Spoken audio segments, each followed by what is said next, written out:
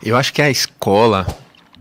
Primeiro que assim, a gente tem uma equação que não tem solução hoje, né? A gente tem um método, né, formativo do século XVI, ali na época da Revolução Industrial, professores do século XX e alunos do século XXI, né? A equação, ela ainda, eu acho que daqui a alguns anos, talvez as coisas consigam se encontrar um pouquinho mais. Mas a gente tem um método educativo, educacional, em sala de aula, que é aquele totalmente inspirado na indústria, né? Cadeiras enfileiradas, sino para o intervalo, horário que não pode atrasar, fardamento. Um clipe do Pink Floyd. Pois é. E aí, eu acho que um dos grandes erros da educação, na época, para a formação do profissional, é você aproveitar o que você é bom. Vou te explicar. Se você escreve bem e fala bem, normalmente você é conduzido para a área de comunicação. Você é bom em quê? Eu sou bom com números. Você vai fazer engenharia. Agora, imagina se eu, né, que tenho uma competência diferenciada na minha vida, que é falar bem, escrever bem, me arvorasse por uma área profissional que não fosse exatamente relacionada a isso. Eu teria um grande diferencial.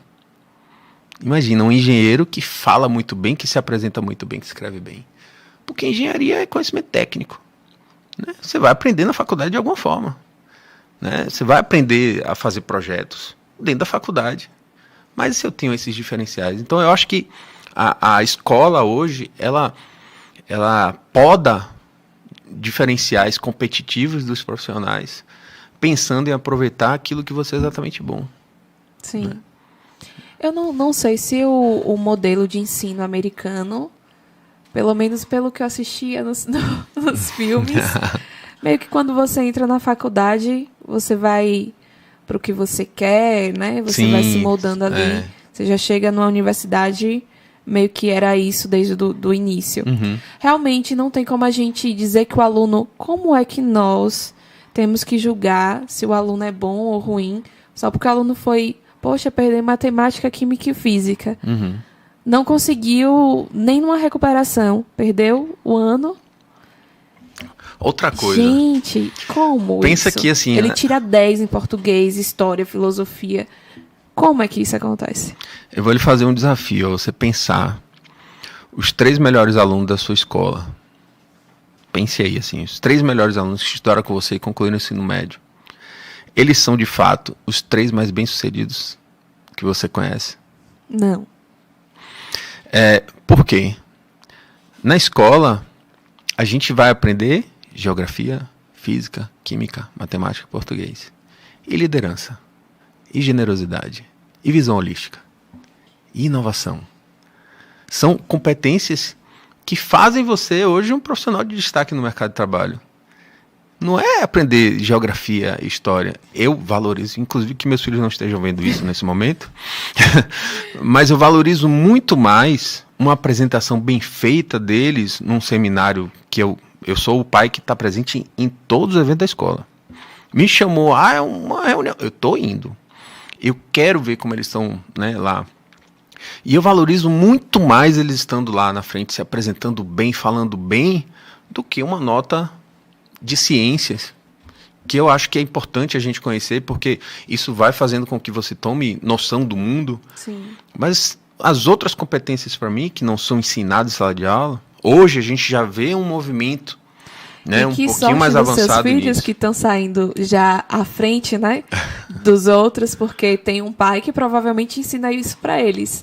Liderança, você se comunicar bem, você fazer uma apresentação criativa. Então eles já estão ali um pouco à frente. Eu estava até falando com a minha irmã que ela tá no... meu vestibular, e eu vou fazer isso, e eu não sei. Eu falei, olha, se você ainda não sabe, e eu queria que alguém tivesse dito isso para mim lá atrás... Vá para palestras, vá fazer mentorias, vá aprender sobre empreendedorismo, sobre marketing, porque se você for um profissional que aprendeu o que todo mundo aprendeu ali na faculdade. Só que você sabe vender o seu serviço, o seu nome, cuidar de tudo isso, você já sai muito à frente. É aquilo do diferencial que eu falo. Eu posso elencar, pensar, esse desafio que ele fez, é um desafio que eu já me fiz pensar. Né? E quando você me fez esse desafio, eu pensei de um colega do ensino médio, de uma colega lá do ensino fundamental, que no ensino médio a gente, né, foi para cada um para o seu canto, e ela era 10 em tudo. 10 em tudo. Aí foi para uma faculdade, e hoje eu vejo ela trabalhando CLT numa lojinha aqui de Euclides da Cunha, que a gente sabe que nem toda loja te paga um salário mínimo. Às vezes você recebe 700 conto e o resto você tem que ir atrás de comissão, de vendas, se virar. Então eu digo, poxa, mas ela era tão inteligente, mas ela era a quietinha da sala. Sim. E que não trabalhou isso nela, né? E a gente, nem todo mundo tem essa... eu sou líder. Sim. Eu era a pessoa, assim, que fui quietinha, mas como ele disse, teve um momento que eu me tornei outro ser e que isso foi muito bom pra mim. Eu era a líder das gangues. e ao mesmo tempo é muito ruim, porque às vezes a gente precisa ir de encontro com outras lideranças e a gente nem sempre, poxa, mas será que você tá certo? Sim. Aí a gente é sempre aquele que, será que você tá certo nisso? Que questiona. E nem sempre, né? Você tem que entender que existem hierarquias e você precisa, isso aqui vai de mal a pior. Se mudasse isso, e fulano talvez não esteja enxergando, mas você não pode ir de encontro. Então acho que isso também é uma coisa que eu ainda sempre tô com o pé atrás. Poxa, Maiana, cale-se. Deixe de dar ideias gratuitas, venda suas ideias. E essa questão toda do criativo, de liderança, é algo realmente que deveriam existir disciplinas. Acho que palestras, claro que por exemplo, essas palestras que você dá a nível assim, para adultos, empreendedores, Sim. faculdade, mas se tivesse como você adaptar ao ensino médio, eu acho que é por ali, sabe? Com certeza. Isso ser inserido em escolas. E realmente deve ser nosso modelo de educação é muito arcaico. Falando especialmente da criatividade, a nossa cultura, ela sempre podou a criatividade. Frases como a criatividade matou o gato. Menino, para de perguntar. Né? Vão podando a criatividade das pessoas, né? Vão podando assim o interesse em entender o porquê daquilo para eu pensar numa solução diferente, né? Esse menino cheio de invenção, para de arte, né? Então, a nossa cultura, ela vai podando a nossa criatividade, desde dentro de casa até a escola. Sim. Né? A gente nunca teve um grande incentivo em fazer perguntas em sala de aula, em apresentar soluções diferentes em sala de aula. Einstein era o pior aluno. Pois é, imagina. Então, tem uma frase dele que é incrível, que é: não dá pra gente obter resultados diferentes fazendo sempre a mesma coisa. É óbvio, né? Uma questão óbvia. E eu acho que quando você se depara com um produto, uma fala, uma coisa que você olha assim e fala, meu Deus, como eu não pensei nisso, é o eureka, assim, é a virada de chave, né? É aquilo que de fato tem criatividade no lance, né? Sim.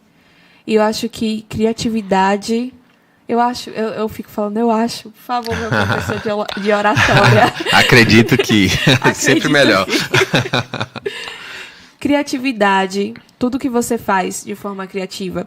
Desde fui apresentar o meu cartaz na escola, mas eu usei cores diferentes, eu desenhei, eu fiz isso e aquilo.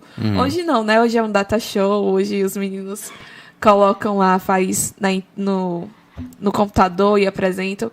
Mas até isso, né? Quando você consegue estimular a sua criatividade, às vezes tem um professor que quer que você faça somente aquilo o básico, daquele jeito, naquele padrão, né? Para ele poder corrigir facilmente. Uma coisa que eu odiava é quando o professor pedia trabalho e falava assim, vocês vão seguir esse padrão. Aí pronto, mata comigo. Cara, e eu tava conversando com a prima minha, que a gente estudou assim, na verdade, a gente estudou numa escola que já estava se acabando, era uma escolinha particular que estava no fim de carreira. Mas eu lembrando, eu disse, poxa, eu esqueci tudo daquela época, porque ela fazia as apostilas. Sim. E aí eu tinha que decorar, e ela me ensinou, até hoje eu tenho esse hábito, não para decorar, mas eu me habituei organizar, a escrever, né? não, a escrever manualmente. Tipo, eu tinha que escrever a resposta igual a que ela colocou. Ah, sim. Aí eu escrevia até memorizar a resposta certinha, igual na apostila. Quando chegava na prova, eu tinha que colocar, porque ela me ensinou que deveria ser feito assim. A professora. Entendi. Ó, a apostila é essa, vocês estudem, decorem. Tipo, eu sou péssima em tabuada, porque eu tinha que decorar a tabuada. Eu não aprendi.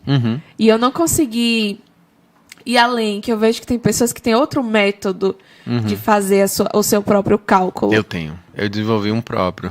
Qual é o seu método? Eu fraciono todo o cálculo. Tá vendo? Então... eu tinha que decorar. Se não decorasse, errou, tchau. O que você decora, você não aprende. Com certeza, com certeza. E isso está dentro do nosso processo pedagógico, que fazem perguntas como o que, ou quem, e não como. Quem descobriu o Brasil? Quem descobriu a América? Mas como foi esse processo? Inclusive, isso é muito mais importante. E é por isso que muitas pessoas trocam. Que era sempre junto, né? Era sempre... Não, porque assim, você vai decorar. Pedro Álvares Cabral foi quem? Tipo, quem descobriu o Brasil? Quem foi o rei? Tá, aí você decorou, porque você não aprendeu como. Sim. E é isso que é o fascínio na educação. Você, poxa, olha que interessante como foi isso aqui. Isso as pessoas não sabem. Sabe? Não sabem que a primeira capital foi Salvador porque chegaram aqui primeiro. E aí você vai percebendo que, poxa, a gente perdeu o fascínio por muitas coisas que a gente estava lá, porque era muito mais fácil pra gente aprender naquela época. Não é todo mundo que teve o privilégio de não trabalhar, né? Principalmente aqui no nosso município. As pessoas, quando elas estão na escola, chega o período de plantio, de colheita, a maioria vai embora, às vezes volta no ano seguinte, às vezes não volta e vai pro EJA, no noturno. Mas, poxa, e tem gente que teve o privilégio de poder aproveitar aquilo ali, porque até na faculdade, você sabe que seus colegas que só estudavam, eles poderiam render muito mais. Sim, tinha um diferencial ali, né? Então, assim, essa fase que a gente teve de estar no ensino, não se preocupar com boletos. Minha matéria aqui preferida, vou aprender mais. Mas você não tinha, porque os professores nem todos te encantavam. Eu dei sorte de ter professores que me encantaram. Geralmente todos de português, redação. Tive essa sorte, assim, de ter professores muito bons. Mas é o que falta, né? O fascínio, o olhe como foi, o como foi. E não quem. Só para uma prova? Para quê? O ano, né? Você não adquire. A data do descobrimento, né? Gente, isso era tão horrível se você me perguntar as datas, ou se eu te perguntar as datas, você não vai lembrar, porque você péssimo com data. Só marcou um A, um B, um C, um D. Só estudava para entender aquilo naquele momento ali e era uma informação inútil, né? Meu filho mesmo faz queixas horríveis sobre por que eu tenho que aprender que a soma dos quadrados dos catetos é igual ao valor da hipotenusa, sabe?